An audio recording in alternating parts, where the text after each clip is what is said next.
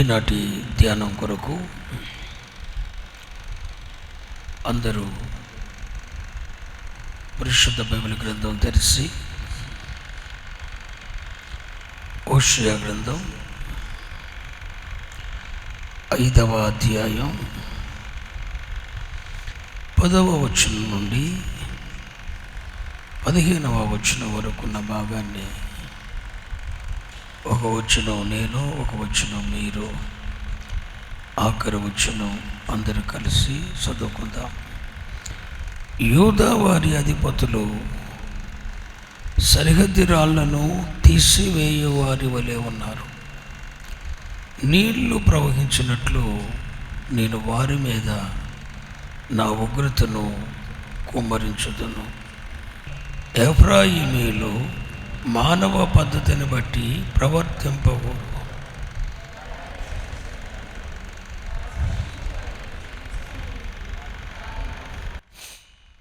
ఎఫ్రాయిమీలకు చిమ్మెట పురుగు వలెను, యూదా వారికి వచ్చ పురుగు వలెను ఉందును.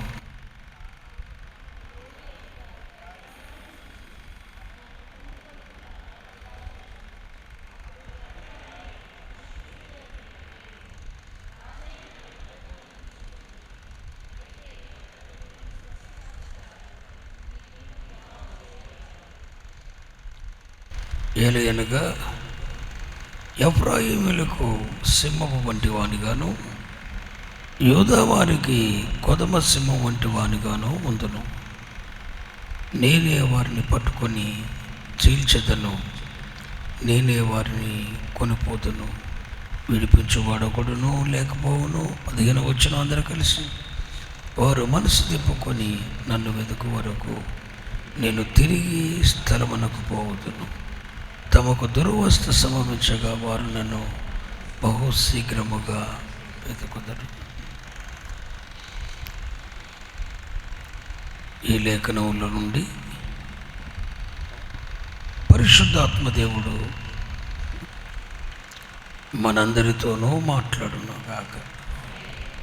2 చేతుల పైకెత్తి ఆమేన్ చెప్పండి.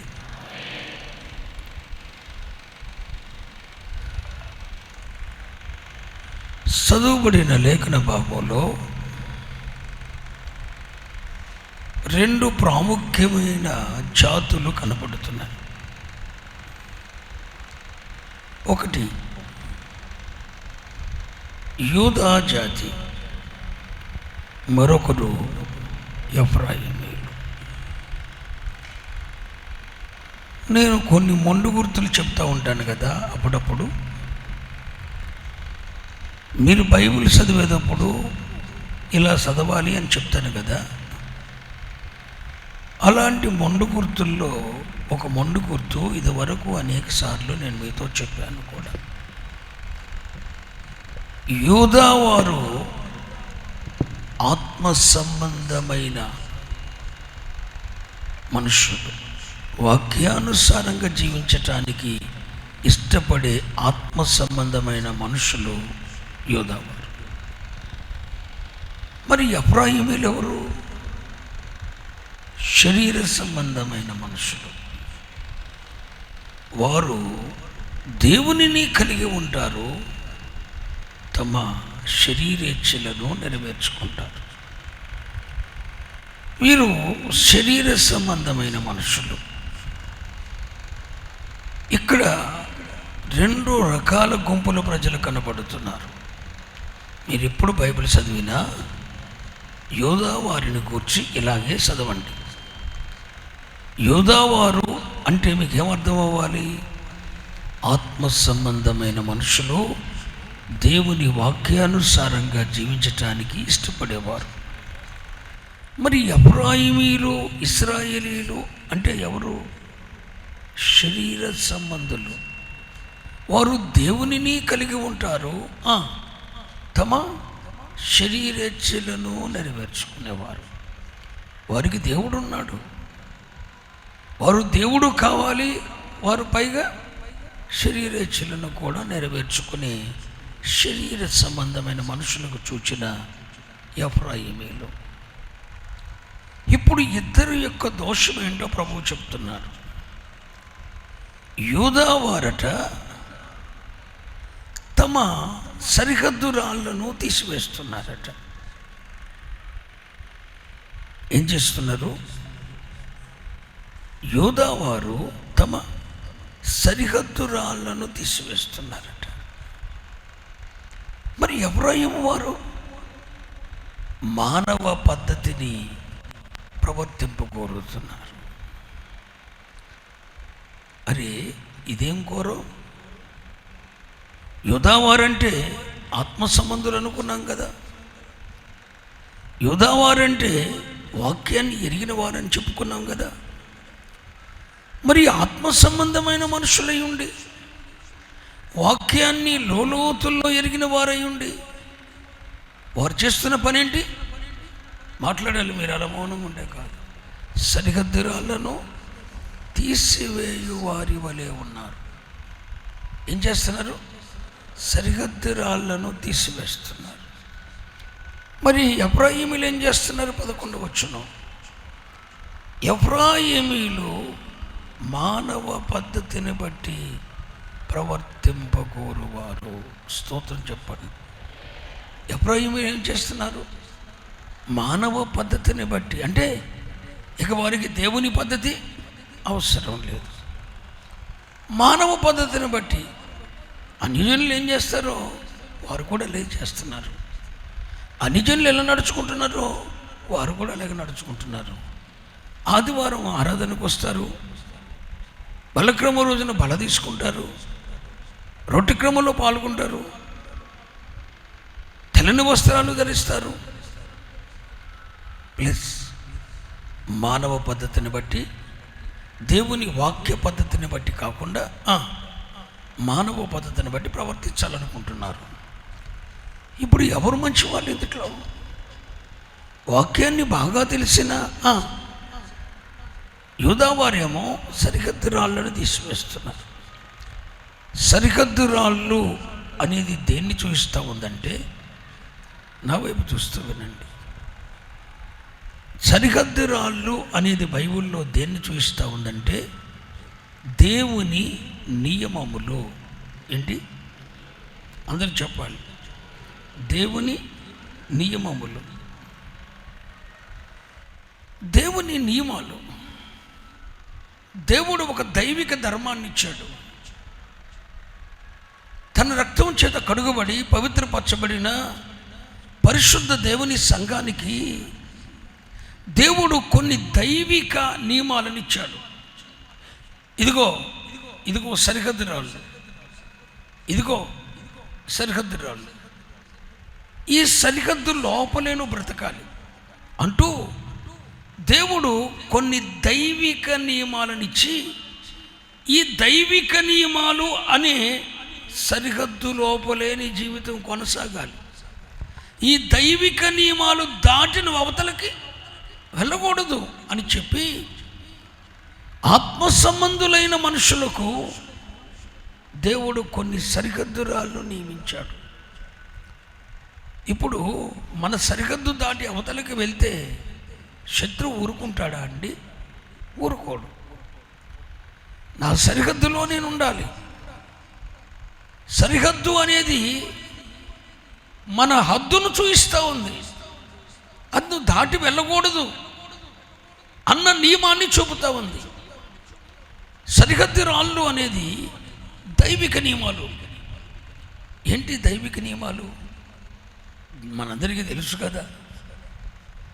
దైవిక నియమాలు 10 ఆజ్ఞలు మనందరికీ తెలుసు కదా. 10 ఆజ్ఞలు అని బైబిల్లో ఉంది, కానీ 10 ఆజ్ఞలు నెరవేర్చాలంటే 613 దైవిక నియమాలు ఉన్నాయి. ఆ 613 దైవిక నియమాలు నెరవేర్చగలిగితేనే ఈ 10 ఆజ్ఞలు నెరవేర్చిన వారం అవుతాం. వ్యభిచరించొద్దన్నది ఒక దైవిక నియమం, దొంగిలించొద్దన్నది ఒక దైవిక నియమం, అన్యజనుల వలె మనం ప్రవర్తింపకూడదు అనేది ఒక దైవిక నియమం, మిగులు వెలగల వస్త్రములతోనైనను వెండి బంగారములతోనైనను అలంకరించుకొనకూడదు అనేది ఒక దైవిక నియమం. ప్రతిష్ఠ దినములు ప్రతిష్ఠించుకున్న తర్వాత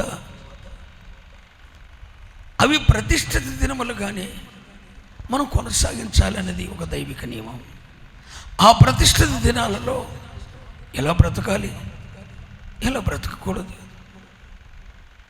శరీర ఇచ్చలు సంపుకొని ఎలా జీవించాలి, ఆ ప్రతిష్ఠిత దినాలలో ఏ విధంగా మన శరీర ఇచ్చలను మనం పక్కన పెట్టి భౌతిక సంబంధమైన సంసార సంబంధమైన వాటిని భార్యాభర్తలు మాట్లాడుకొని కొన్ని దినముల మట్టుకు వాటిని పక్కన పెట్టి ఈ ప్రతిష్ఠిత దినాలలో దేవునితో ఎలా దగ్గర అవ్వాలి, దేవునికి ఎలా సమీపంగా అవ్వాలి, ఈ ప్రతిష్ఠిత దినాలలో ఎంతవరకు తినాలి, మన ఆరోగ్యం ఎంతవరకు సహకరిస్తుందో. మరి ఉపవాసం అంటే నువ్వు చచ్చిపోమని దేవుడు చెప్పట్లేదు, అని గాది కింద పందికొక్కలాగా తినమని కూడా చెప్పట్లేదు. నీ ఆరోగ్యం ఎంత సహకరిస్తుందో, ఆరోగ్యం సహకరించినంతగా కనీసం ఉపవసించి ఆయన సన్నిధిలో ప్రార్థించాలి, ఆయనకు సమీపంగా వెళ్ళాలి, కొన్ని గంటలైనా ఆయనతో గడపాలి. ఈ ప్రతిష్ఠ దినాలలో చెడు అనే దాన్ని పక్కన పెట్టాలి. అసలు చెడు అనేది మన జీవితాలకు ఎప్పుడు రానివ్వకూడదు. కొన్నిటిని మనం చంపుకోవాలి. ఇవన్నీ మనకు తెలుసు కదండి, దైవిక నియమాలు తెలుసు కదా. నేను అడుగుతున్నా, మీలో ఎంతమంది మీ క్షేమం కొరకు, మీ ఆశీర్వాదం కొరకు, మీ దీవెన కొరకు, మీ ఆధ్యాత్మిక అభివృద్ధి కొరకు, దేవునికి మీరు సమీపం అవ్వటానికి దేవుడు మీకు ఇచ్చిన దైవిక నియమాలు అని సరిహద్దుల లోపల బ్రతుకుతున్న వారు ఎంతమంది ఉన్నారు?